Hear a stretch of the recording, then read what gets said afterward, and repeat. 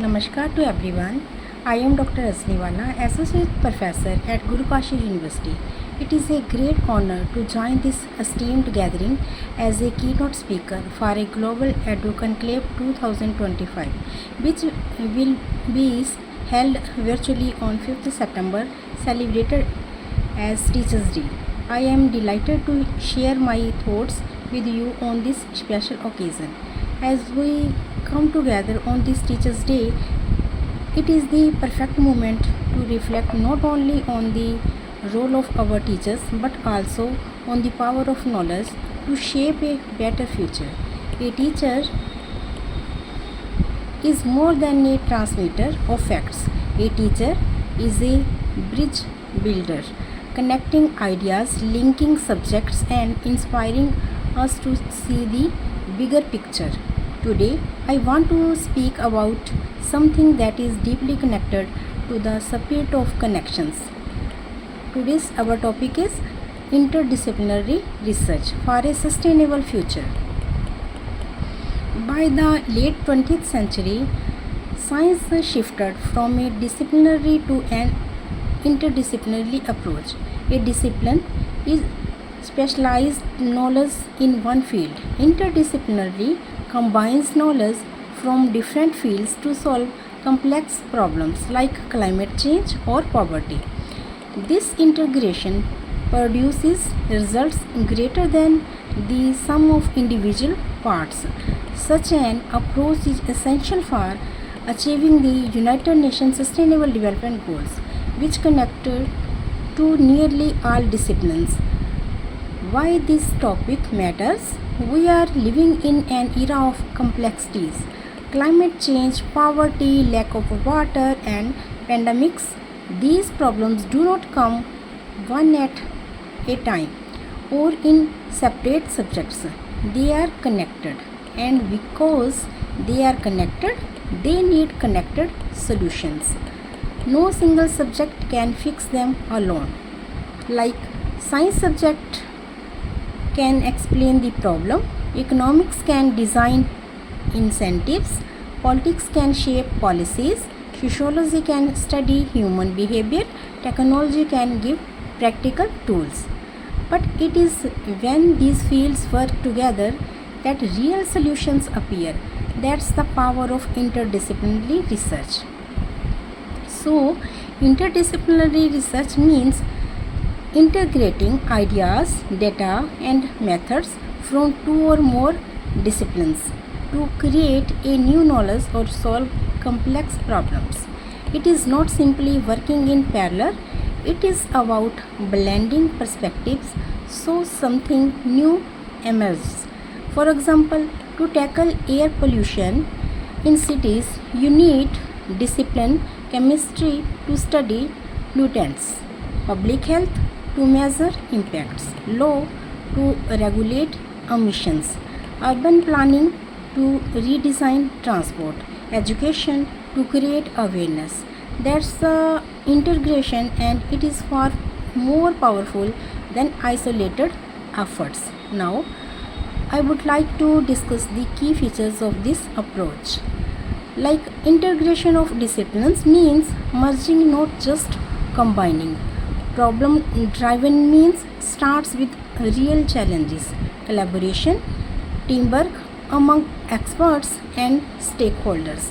Holistic approach means considers environmental, social, economic, and cultural aspects.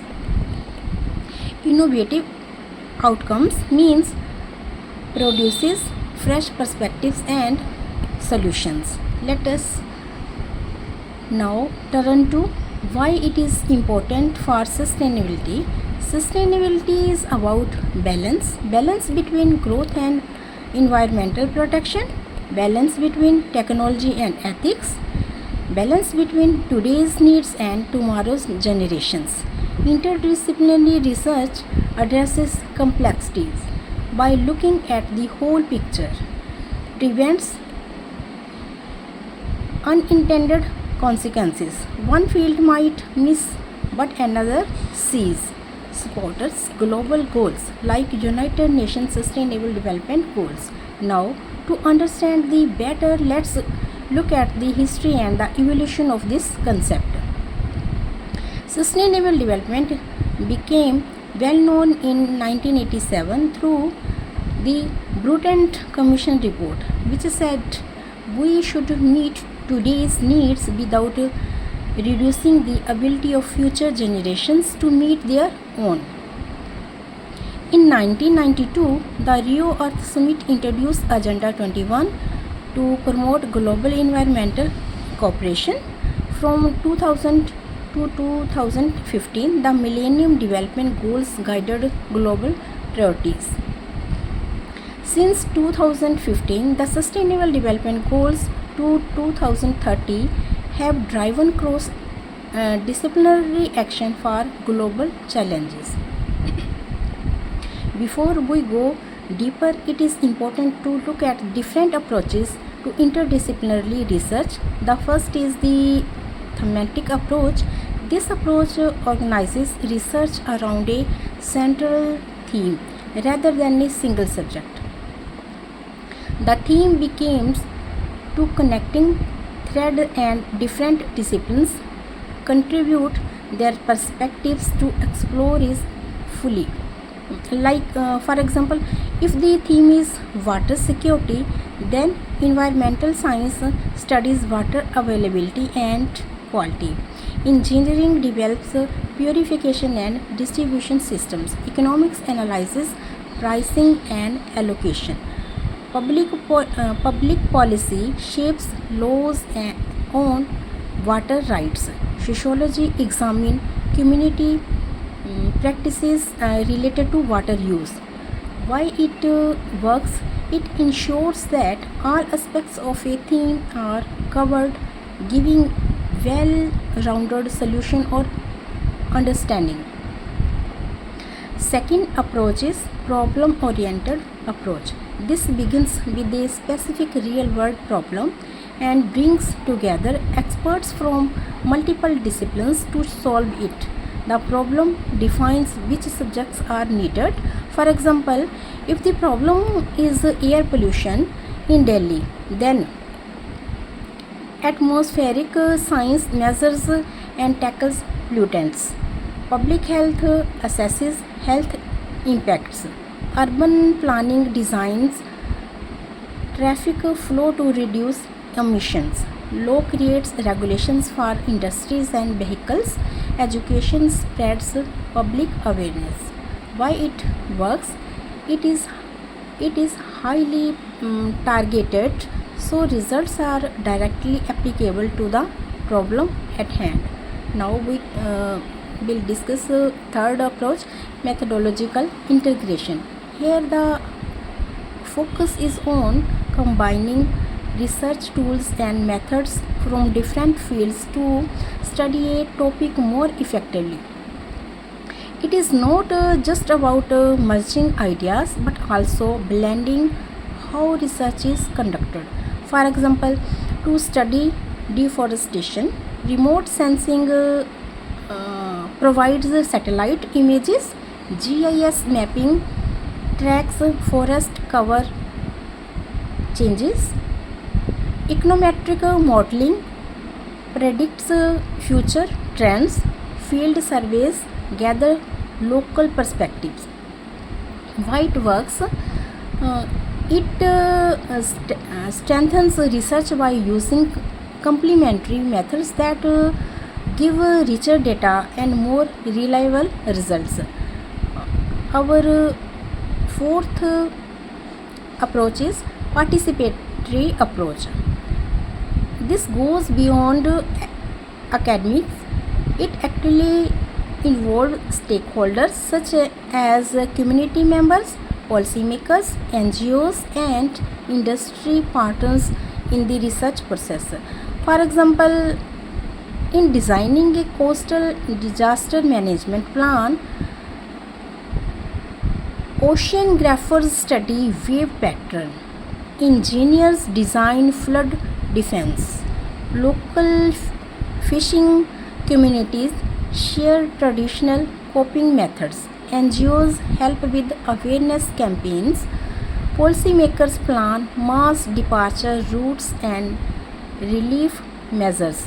Why it works? It builds trust, ensures local needs are respected, and increases the chances that solution will be implemented successfully. Our last approach is system thinking. This approach views the problem as part of a larger interconnected system. Instead of looking at isolated parts, it studies how different components influence each other. For example, in the energy water food nexus, increasing biofuel production may use more water and reduce water for agriculture. Climate change can affect water availability, impacting both food and energy production. Policies in one area can indirectly affect food prices and water use. Why it works? It prevents fixes that solve one problem but cause another, ensuring solutions are sustainable in long run. Moving forward, let's explore case studies. Let's see how this works in real life. We will discuss first case study related with the solar microgrids in Karnataka. Its time period is 2050 to 2021. In 2015, many villages in Karnataka had no reliable electricity.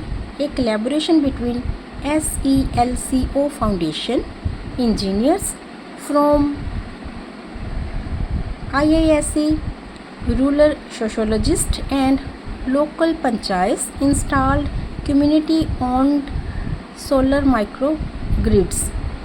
Impact by 2021, 3,200 households got 24/7 power. School attendance rose by 12%. Rural clinics saw 30% more patients due to better lighting and equipment use. Household incomes went up by 2,500 per month. This was not just an energy project, it was education, healthcare, and livelihood improvement rolled into one. Our second case study related with COVID-19 response in Dharavi, Mumbai. Time period 2020. Dharavi, one of Asia's largest slums, faced its first COVID case in March 2020.